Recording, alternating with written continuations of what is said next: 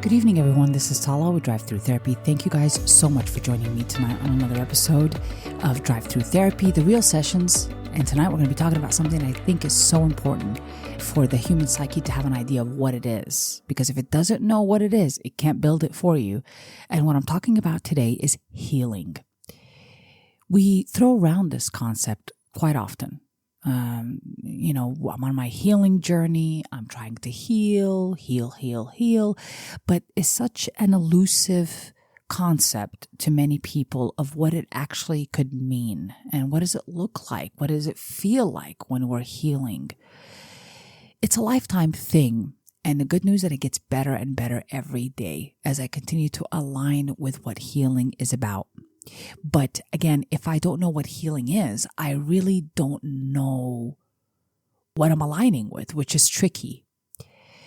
Because your brain needs some sort of idea to what it needs to work towards. If we don't visualize it to some extent of what the outcome you're wanting is, whether it's to be more peaceful, to be able to deal with life on life's terms, being gentle towards yourself, whatever you're wanting, if you're not able to visualize this outcome and you doing it, your brain is going to have a hard time getting there. That means whenever you're experiencing distress and old coping shows up, you're not going to be able to get back on track to what you want to become if you don't have a vision of it.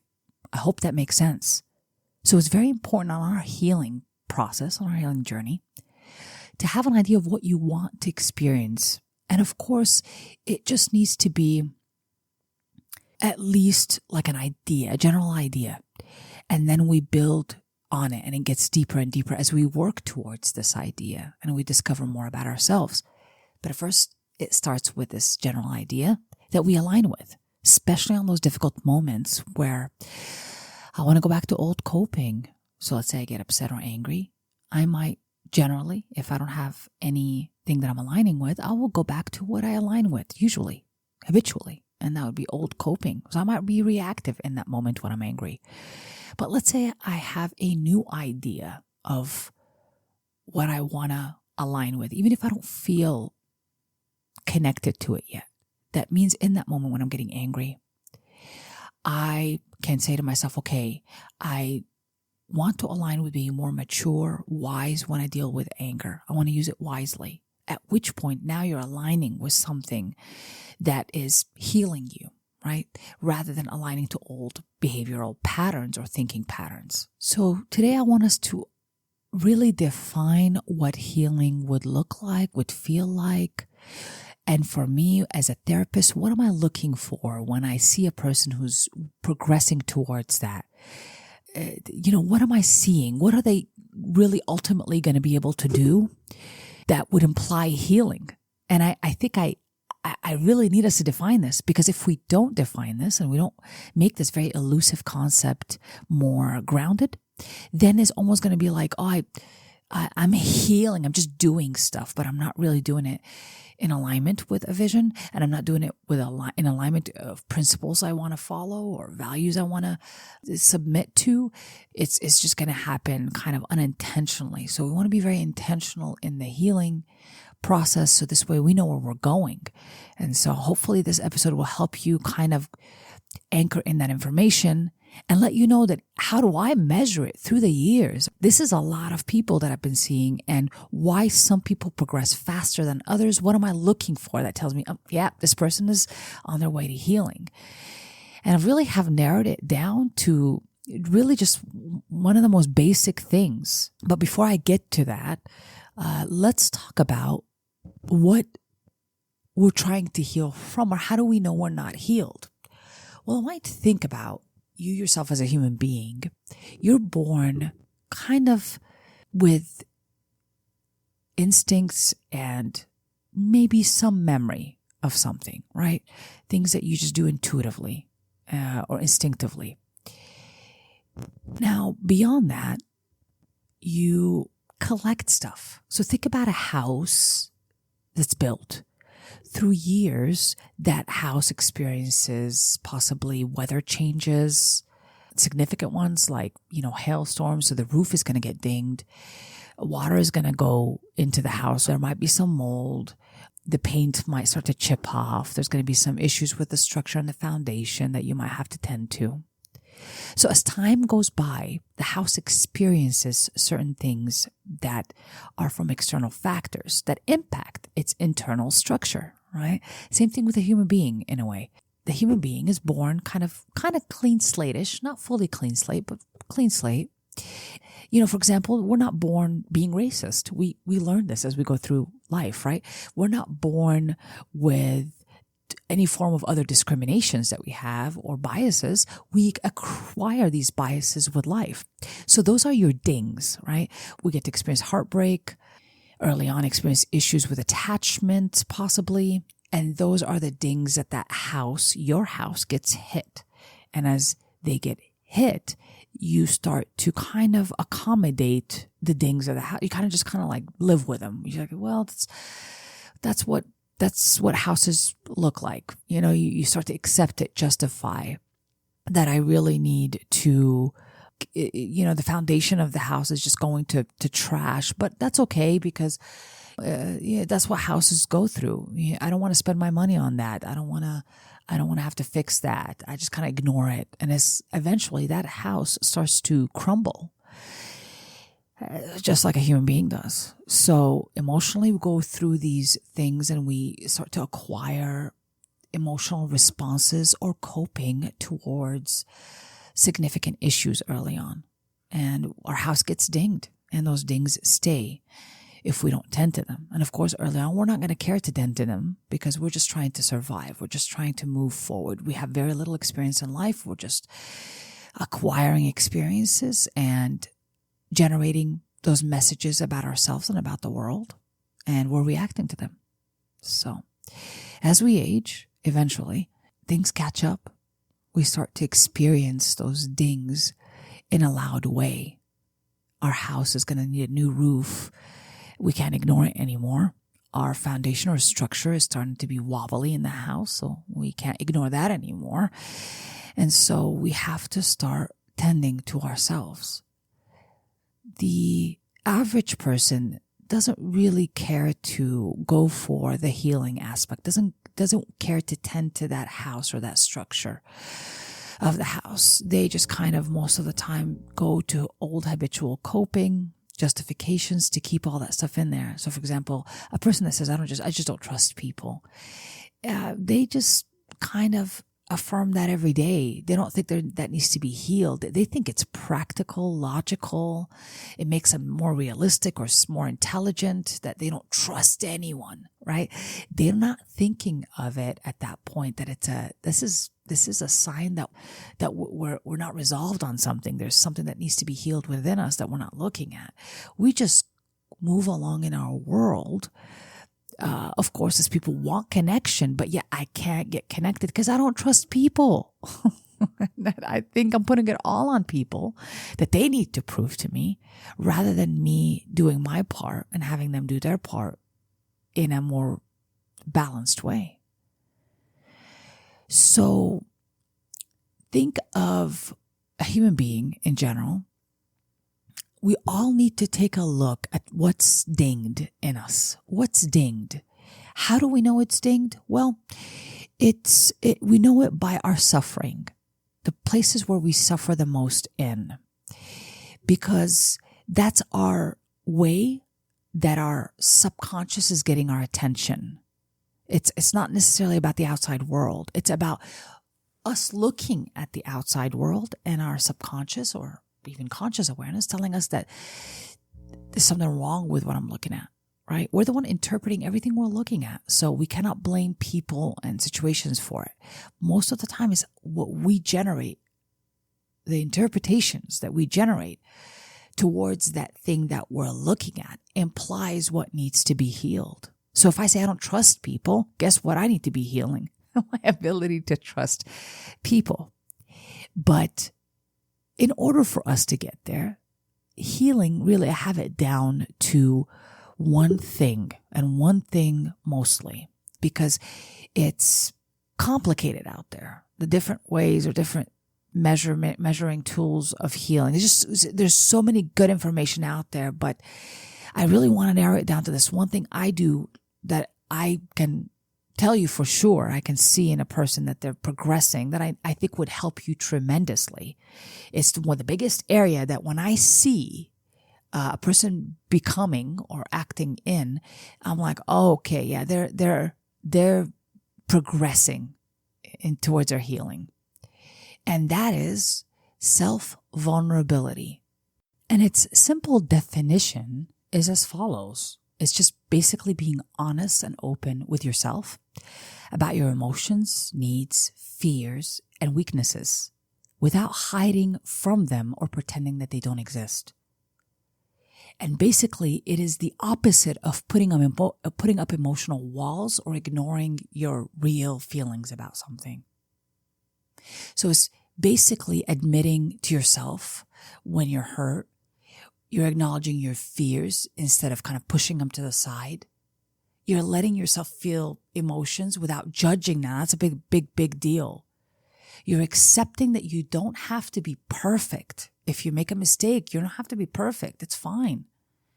Allowing yourself to ask for help if you need it. And being truthful about your limits or your boundaries as well as your needs. Basically, self-vulnerability is just another way to say that you have an internal openness within, an internal space to look at yourself honestly and accept yourself in all of it. That's what that means. So this is really much more difficult than one would think because yeah, I can be honest with myself, but I'm mostly judging myself, right? So when people say, I'm gaining weight, I just got to lose weight. I can't believe it. I always fail when I try to lose weight.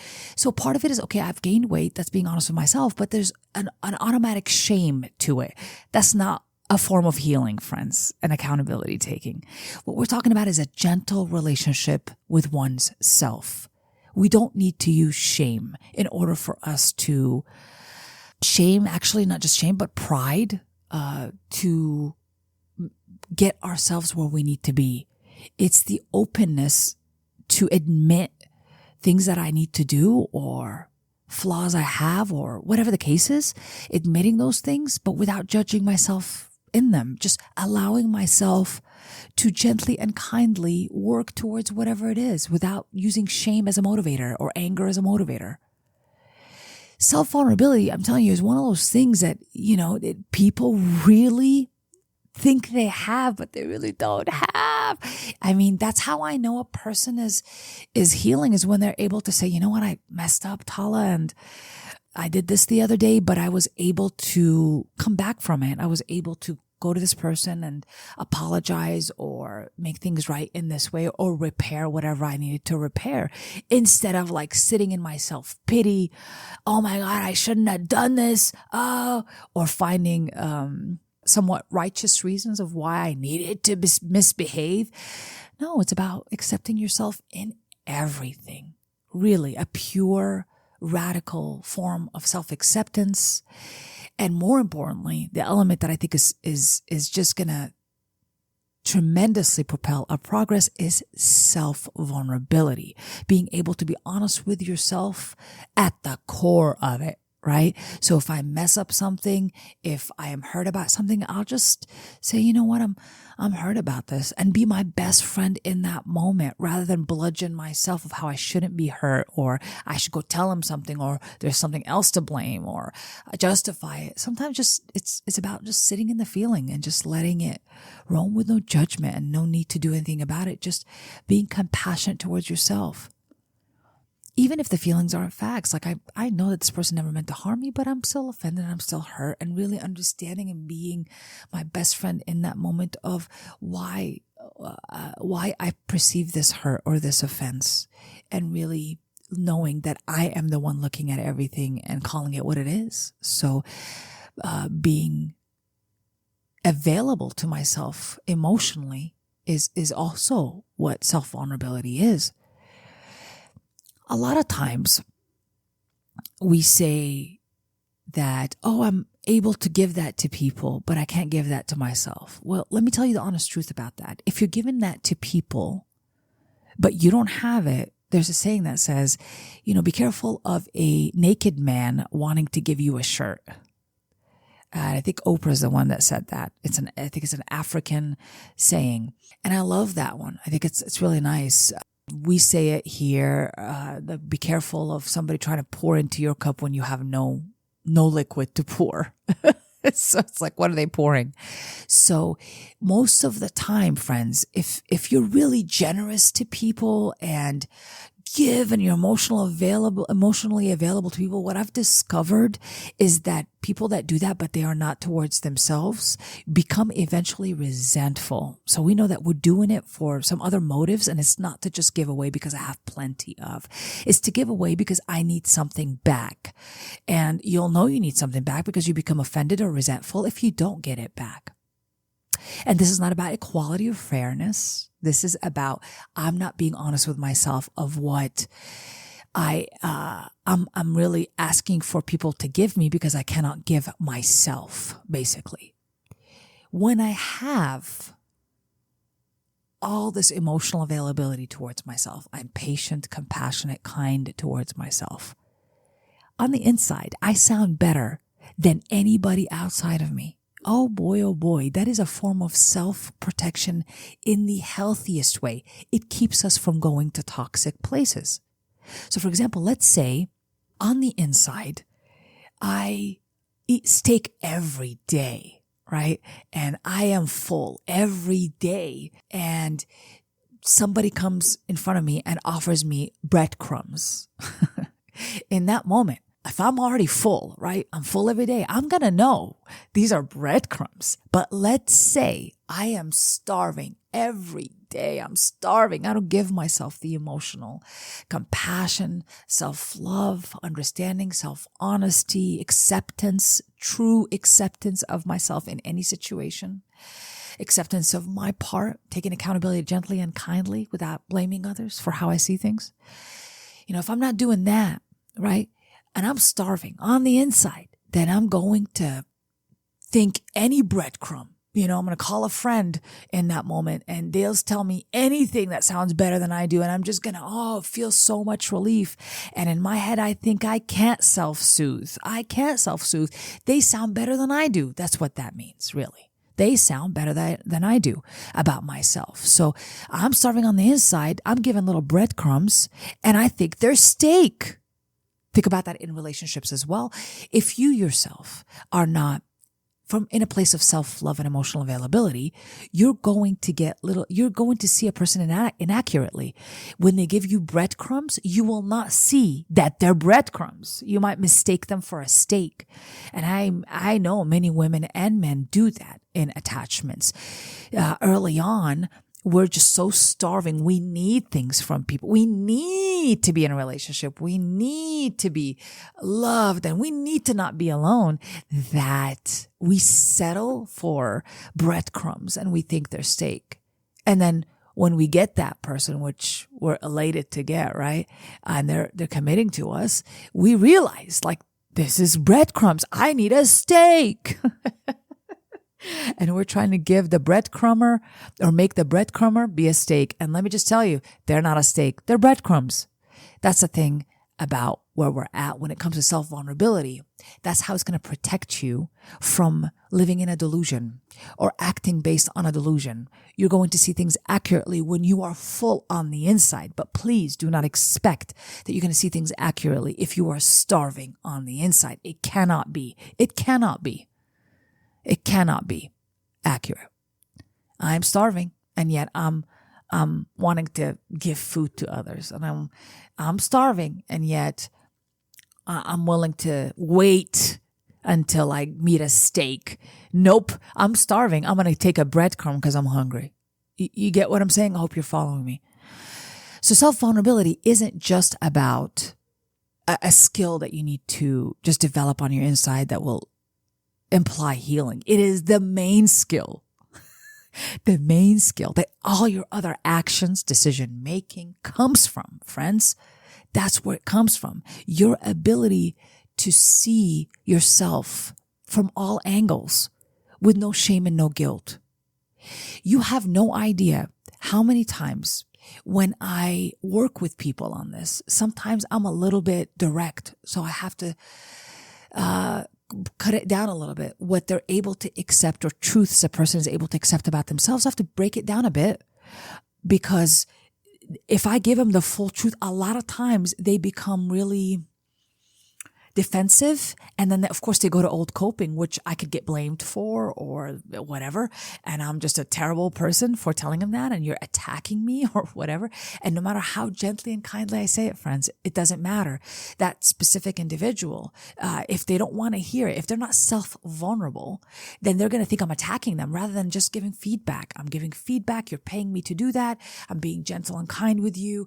I'd want to know those things about myself. I take feedback too. And I take what's mine and leave the rest, and I kind of want people to develop that skill. But I know when a person has difficulty with the healing process, when they're not able to accept the feedback, it becomes very difficult for them, no matter how much I put sugar on it and gently and kindly. And I'm always direct, but I'll put something on it to soften it, to sound vulnerable and make it okay that we do have this particular thing we need to work on. And it's still, I know a person is not healing well, and they're not working towards that if they're not willing to accept the feedback that they're paying for. Do you follow me so far? That's the wild thing, right? That's the wild thing. And I triple, double, quadruple, oh my gosh, you have no idea how many times I check my biases throughout the day in order for me to deliver the message, because I am there to be of service. And still, no matter how I deliver it, if you don't want to take a look at those aspects of yourself and you want to keep blaming others for how you're feeling and how you're responding, it leaves a person helpless, and they'll never change. You'll never change, basically. I'll never change if I never take feedback or admit things about myself. If I don't allow myself the vulnerability to admit things about myself, to admit that I'm hurt, to admit those important things, aspects of me, maybe dark aspects of me that I don't want to see. If I don't have the ability to admit that, I am not going nowhere. There's no healing path towards anything, because I'm missing the main skill I need, which is that self-vulnerability. That's going to take me for the rest of my life, where I live in harmony. I live in peace with myself. I'm allowed to be vulnerable with myself. And I don't hurt myself anymore. I'm gentle and kind to myself. I could take feedback. Even if it's harsh, I could take the feedback and say, okay, this is mine, and I'll leave the rest. I don't even need to attack the other person. If I'm feeling offended by what a person's saying, there's probably some sort of truth to it, because I know that when there's no truth to something, and somebody's being offensive, I am peaceful with it. I'm able to detach quickly. But when I'm connecting with it, I'm not able to detach quickly. So I can be vulnerable with myself in that moment and say, you know what? That person did hurt me, but let me figure out why their comment offended me. Let me figure out why their actions offended me. What is it? What did I connect with? Maybe what do I have a hard time looking at at myself with? People don't sometimes just react because they need to react. They're not all crazy. If I'm seeing a pattern with many people that push themselves away from me, for example, right? I need to see, okay, how do I respond? What are they looking at? And I'm doing this gently and kindly with my self-vulnerability intact in action. I'm practicing this self-vulnerability as I'm trying to figure out, okay, what it is about others that they're reacting to about me, because I'm the common denominator. To have the spaciousness and the vulnerability to work that out. There you go. That's healing, friends. We already know we're not perfect. I admit it. I'm working on it. Now we're talking healing. But if you're wanting to continue to blame others, and just go to extremes, either blame others or blame myself. Either extremes are, neurotic. We don't need to do that. We don't need to do that.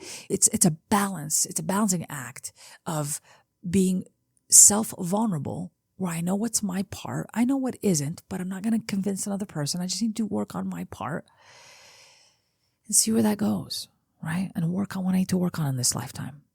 The more I'm able to practice the skill of self-vulnerability, the better it gets for me, friends. There is no shortcuts to this.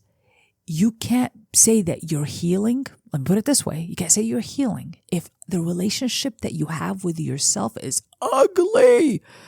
Like what the fuck? Like that shouldn't even be said. Like, oh, I'm in a healing journey, but yet I bludgeon myself because I'm overweight. No, ma'am. No, sir. That's not what healing is about. Healing is about like, okay, I need to, love myself through it. That means I need to get into like a way to make exercising fun for me. Perhaps I'm just going to start simple. We'll go for a walk for 10 minutes. And then maybe change some eating habits gently and kindly. And let's say I'm presented with a cheesecake that I want to eat. I'll just gently and kindly eat a portion of it. And then maybe if I want to, I'll save the rest later. I want to be able to have a gentle relationship with food, not an anxious one. So again, self-vulnerability is that gauge I want to implement in people. So this way they're working that gauge all day long. And now they're going to really boost up their healing 20, 50 times over. That's what we're wanting. That's what we're wanting. So going back to the analogy with the house, right, that has all these dings. When I start to admit that all these dings are there, when I start to admit that I need to have love towards this house, to care about it, to build with it and build it, and to care enough to change things one little bit at a time. It doesn't have to all happen at once, but you know what? The roof has a few dings. I've saved up some money. I'm gonna work on that roof intentionally. And then I'm gonna work on parts of the structure of the house intentionally. I'm gonna take time off to work on cleaning out certain things that I need to clean out that I no longer need. And now I'm starting to come from a place of love and affection. When I get sick and I can't do any of these things, that's fine. I'm going to love myself through it. I'm not able to do them, but I know that I will get to that eventually. So I'm going to love myself whether I'm resting or whether I'm working on my house. All conditions. I'm going to accept myself through them. Now I'm starting to build that house from a place of love and attention and nurture, and building it and building it and building it and fixing areas. Now we're talking. And then that house starts to present itself, maybe not like it's ever going to be perfect, because by the time I rebuild parts of this house, it may not look the same. It may not have the same qualities and character, but you're just going to have to trust that it is going to be a stronger, more sustainable, more resilient house as I am building it intentionally. And maybe that house had elements of it that needed to be rebuilt. And we needed to see that leak so that ceiling can be rebuilt even better and stronger. And so all of this is important in rebuilding that house. And that's what I want people to know. Our outcome isn't that we looked perfect when we heal. We're not looking perfect, but we're no longer reacting like it's a broken home, right? Basically, we're no longer reacting based on the old protective coping that used to keep us from being hurt. Now I can be vulnerable with myself. And guess what? The outcome of self-vulnerability is that now I'm authentic and vulnerable with other people, even if they misuse it. Let's say I am vulnerable with a person and they misuse it. Well, they showed me what they're about. I'm not bludgeoning myself anymore. I'm just like, okay, well then I need to have boundaries with that person, but I'm not resentful towards them. I understand that they're allowed to show me whatever it is. I'm not going to bludgeon my vulnerability and say, I'm never going to trust anybody. That's not healing, friends. That's not healing. Boundaries don't have to come from a place of just pure anger and resentment. They can come from a place of wisdom and self-love and self-understanding.